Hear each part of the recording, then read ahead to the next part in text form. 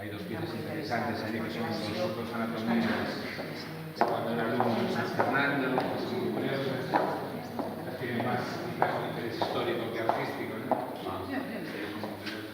Cuando él era estudiante todavía, ¿no? San Fernando, ¿Y de qué año fue? Del 31. Del año 31.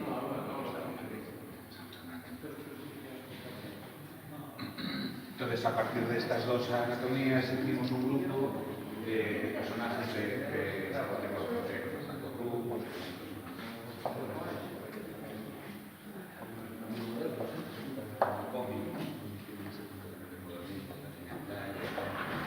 Interesante, un poco de este lado también.